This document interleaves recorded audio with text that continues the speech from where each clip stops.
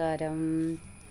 ഞാൻ ഇന്നലെ രാത്രി ന്യൂസ് കണ്ടു. വയനാട്ടിലെ വെള്ളപ്പൊക്കത്തിൽ കുറേ സ്വർണം, പൈസ, രേഖകളൊക്കെ നഷ്ടപ്പെട്ടവരെക്കുറിച്ച്. എന്തൊരു കഷ്ടമല്ലേ. ഒരു ദുരിതം ഉണ്ടായ സ്ഥലത്ത് പോയിട്ട് മറ്റൊരു പാവപ്പെട്ടവൻ്റെ സമ്പാദ്യം അപഹരിക്കാനൊക്കെ എങ്ങനെയാണ് മനുഷ്യർക്ക് സാധിക്കുന്നത്?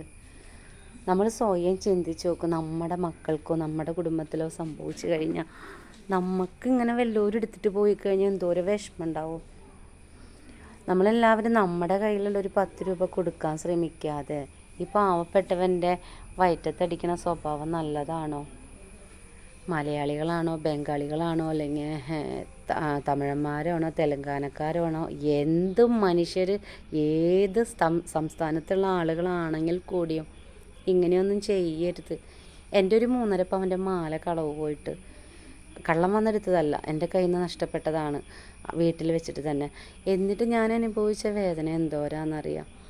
അപ്പോൾ ഈ പാവങ്ങൾക്ക് ഇത്രയും വലിയൊരു ദുരിതം വന്ന സമയത്ത് അവിടെ പോയിട്ട് അവറ്റകളുടെ വയറ്റത്തടിക്കുന്ന സ്വഭാവം എന്തൊരു മോശമാണല്ലേ. നമ്മൾ ഓരോ മനുഷ്യ ജീവജാലങ്ങൾക്കും നാണക്കേടുണ്ടാക്കുന്ന ഒരു കാര്യം ചെയ്യാൻ എങ്ങനെയാണ് മനുഷ്യന്മാർക്ക് പറ്റുന്നത്? എനിക്ക് വളരെ വേദനയായതാണ്.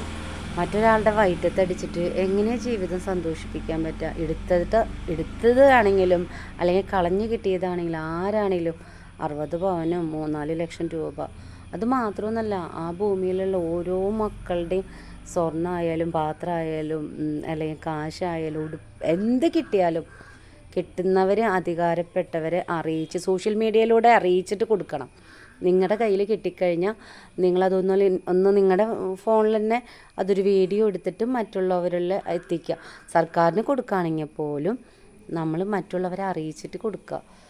കിട്ടിയത് അവിടെ നിന്നൊന്നും കളഞ്ഞ് കിട്ടിയത് ഇപ്പോൾ നമ്മുടെ ഈ ഭാഗത്തൊക്കെ ഒലിച്ച് വരും. ചിലപ്പോൾ കിട്ടിക്കഴിഞ്ഞാൽ ആരായാലും ആ പാവങ്ങൾക്ക് അത് എത്തിച്ചു കൊടുക്കണം. 1 രൂപ കിട്ടിയ 2 രൂപ ചേർത്ത് നിങ്ങൾ കൊടുക്കണം. എനിക്ക് ഇത്രയേ പറയാനുള്ളൂ. എനിക്ക് വളരെ വിഷമായി രാവിലെ ഞാനൊരു എന്നിട്ട് പറയുക ന്യൂസ് കണ്ടപ്പോൾ. കഷ്ടം.